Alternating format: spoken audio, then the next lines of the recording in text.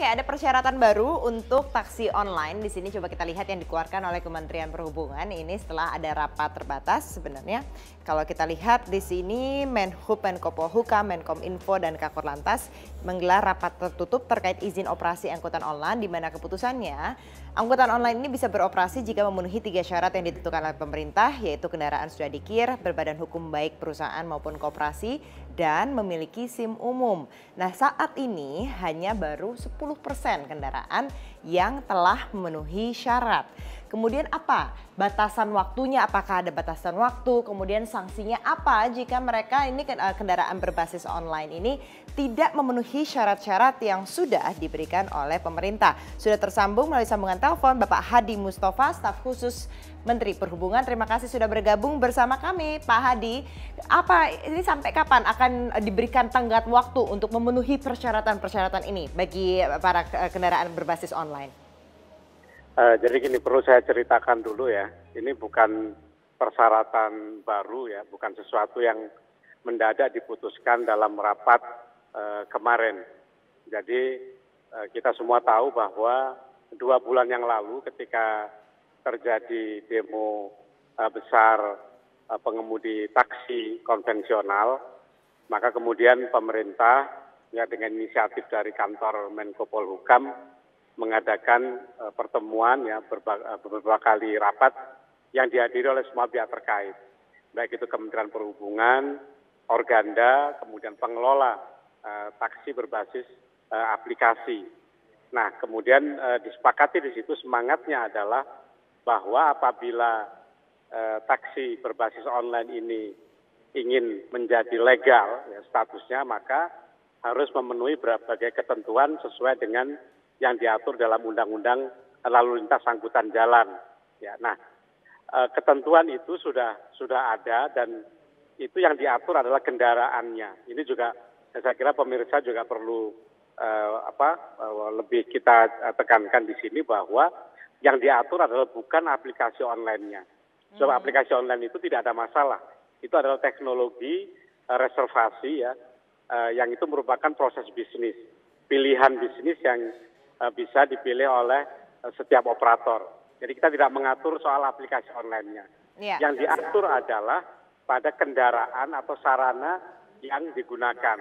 Karena bagaimanapun juga aplikasi online itu kan tidak bergerak tersendiri kan, tidak bisa memindahkan orang, tidak bisa membuat orang berpindah dari satu titik ke titik lain, tetapi memerlukan sarana transportasi.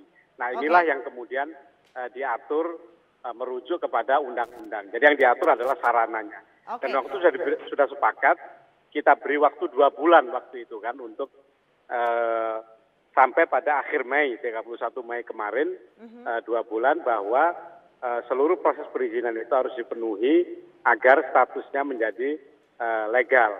Seluruh proses perizinan ada di pemerintah Provinsi DKI Jakarta. Nah, itulah yang kemudian kemarin ditegaskan kembali dalam rapat yang dipimpin oleh Menko Polhukam. Oke, dan itu kalau sampai akhir Mei kemarin itu baru hanya 10% begitu Pak yang sudah memenuhi syarat-syarat ini? Ya begini, masalahnya adalah memang belum semuanya taksi ya atau sarana yang digunakan itu didaftarkan. Jadi sehingga kita membuat itu semacam ancer-ancer bahwa ini baru sekitar 10% dari total yang didaftarkan. Jadi kami juga masih terus melakukan pendataan ya, terutama adalah pemerintah Provinsi DKI ya, Dinas Perhubungan, untuk terus mendata sebetulnya seberapa besar jumlah armada taksi yang berbasis online tersebut. Ini adalah masuk dalam kategori angkutan sewa ya, jadi ini yang membedakan dengan taksi secara umum. Tetapi sekali lagi karena ini masuk kategori angkutan umum, maka dia juga harus dikenakan aturan-aturan terkait dengan angkutan umum. Jadi seperti itu. Oke, kalau Pak Hadi tadi mengatakan ini kalau yang untuk di Provinsi DKI Jakarta, tapi kita tahu misalnya Uber gitu, dia juga ada di Bali. Nah, apakah juga ada harus ada ketentuan yang serupa ini untuk yang operasi di luar Jakarta? Jadi setelah pertemuan 2 bulan yang lalu ya, beberapa kali pertemuan 2 bulan yang lalu, maka hasil pertemuan tersebut, kesepakatan dalam pertemuan tersebut kita tuangkan dalam Peraturan Menteri Perhubungan nomor 32 tahun 2016 tentang angkutan orang tidak dalam trayek, atau dalam bahasa lain angkutan sewa lah secara lebih umum. Itu bukannya berlaku di DKI Jakarta, tetapi juga berlaku di seluruh wilayah Indonesia. Nah, ini penting karena apa? Karena beberapa daerah sudah melakukan pelarangan terhadap angkutan berbasis online menunggu adanya peraturan yang tetap ya, berkekuatan tetap dari pemerintah pusat. Misalnya Bali, kemudian Bandung, Solo, dan beberapa daerah yang lain. Mereka juga sudah melakukan pelarangan dan mereka menunggu adanya sebuah peraturan. Sehingga peraturan ini tidak hanya berlaku di Jakarta, tapi juga berlaku di seluruh wilayah Indonesia. Sampai tenggat waktunya ada yang baru Pak, untuk sampai semua kendaraan ini harus memenuhi syarat-syarat tersebut? Prinsipnya kita memberikan tenggat waktu sejak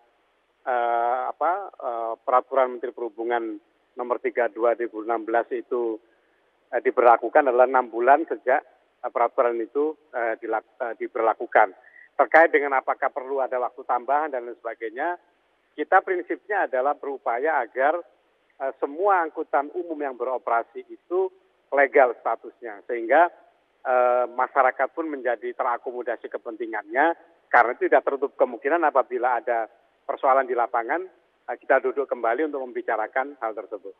Baik, Bapak Hadi Mustafa, staf khusus dari Menteri Perhubungan, terima kasih sudah bergabung bersama Trending Topic. Kami akan kembali saat lagi dengan informasi di antaranya.